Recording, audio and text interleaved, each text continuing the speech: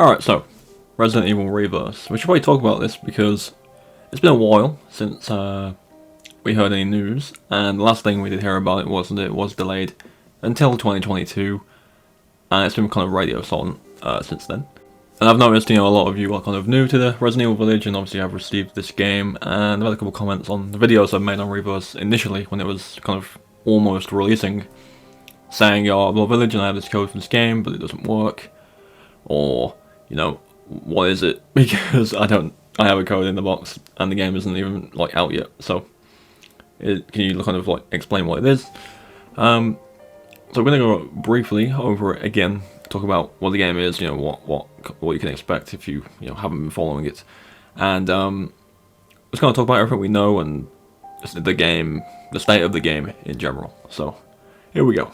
So yeah, first and foremost, this is a game you get when you purchase Resident Evil Village, for however much you may buy Resident Evil Village, so long as it's a brand new copy, because obviously the code in the box could be used if it was a second hand, but there's a code in the box for the game, so it's essentially free with Village.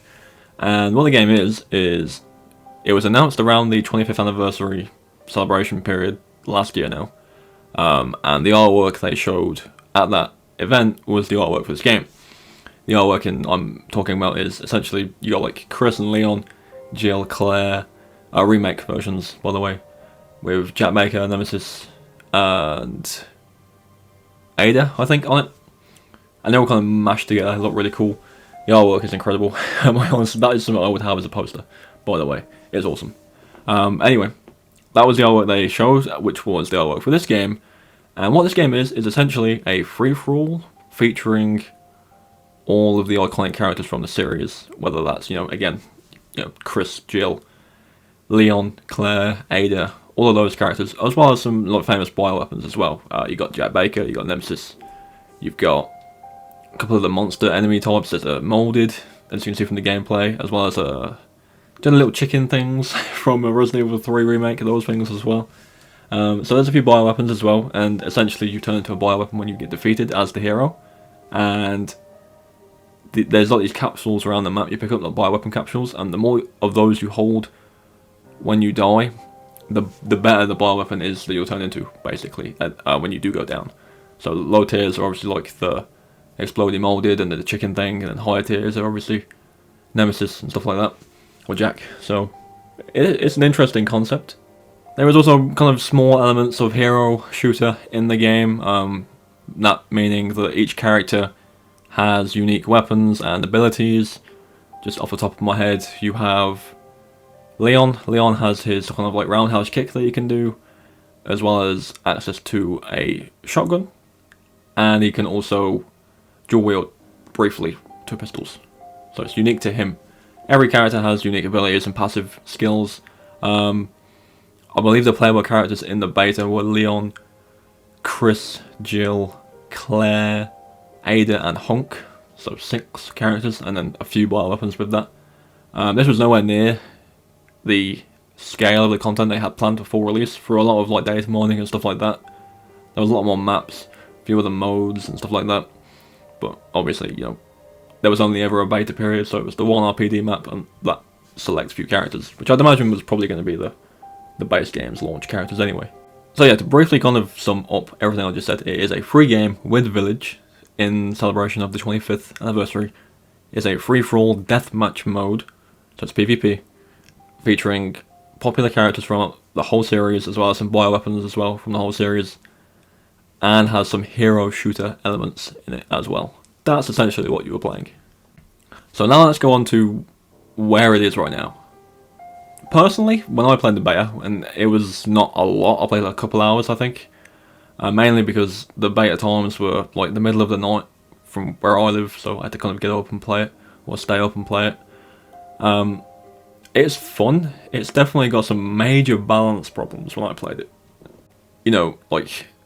2 of the things that really kind of stuck out for me in terms of not particularly well balanced is the high tier bioweapons are really strong, and essentially for most characters you could just stun another character with one of their abilities and kill them easily while they can't do anything. Not every character has a stun, so the characters that did have a stun were just a lot more like played because they can get easy kills very quickly, as well as just dodging around as well. Like the dodge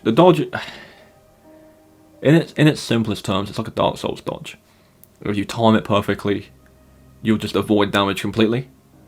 So, well, obviously off of abilities, you're still going to get shot, obviously, but you can like dodge a swipe from a bioweapon or an ability, and it is annoying. I think you get 2 charges and it recharges like fully, like a stamina bar, and it is quite spammable. So that's probably some of the most imbalanced things I have seen.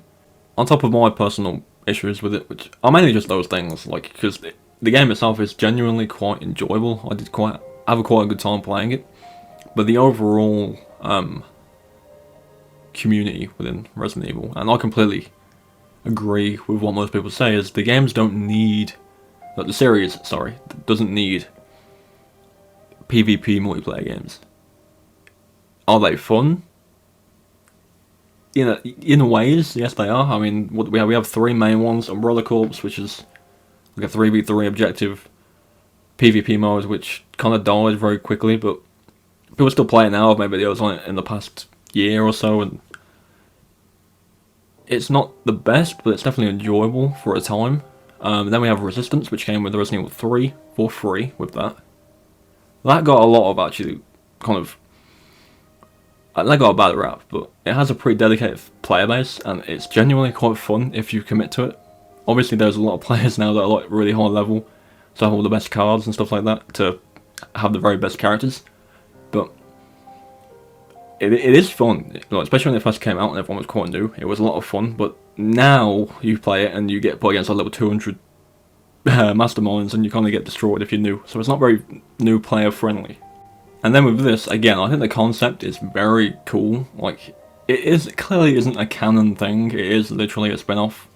Again, there's preferences with multiplayer experiences. You know, I, for one, I do not mind having this game and playing it. At the end of the day, I didn't pay for it. Like, I bought Village for Village. I didn't buy Village for this. So it's free. I'm gonna play it if it comes out, regardless. And maybe it will be fun. Maybe it'll be better than what it was in the beta experience when it first came out. Well, when you first got your hands on it, at least. I do agree with majority of what people are saying, that if Resident Evil was to have a new multiplayer experience, it would be purely co-op. You know, looking at Resident Evil 5, 6, Outbreak, as well as, you know, Revelations 2 with the raid mode and stuff like that. That is good stuff, that is fun. And I would always prefer a co-op experience to a PvP experience. You know, even a friend of mine who's literally just finished Village said, because he was playing the Mercenaries a couple of days ago, he said Mercenaries would be really fun in 8 if it has multiplayer. And I was like, oh, it did in 5. It was called like Mercenaries United or something like that.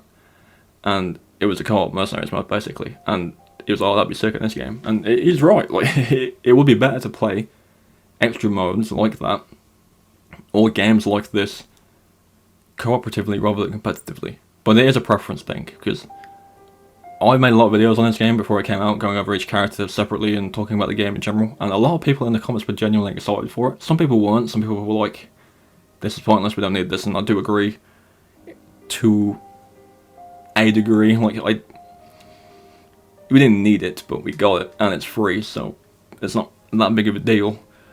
But, you know, a lot of people were kind of looking forward to it. Some people said they played the beta and really enjoyed it, so, you know, if people want to play it when it comes out, you know, let them play it, let them enjoy it. It's completely up to you if you want to like it or not.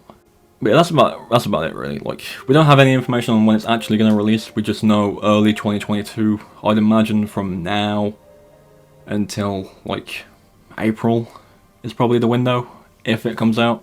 Obviously that could be different, it could be changed, they could push it back again, or even cancel it if they wanted to. I don't think they'll cancel it, I really don't. I think we would know by now. It's been nearly a year since Village came out. It's like a few months away. Yeah, so May time was when Village came out, at the beginning of May, so I think we'd know if it was cancelled already.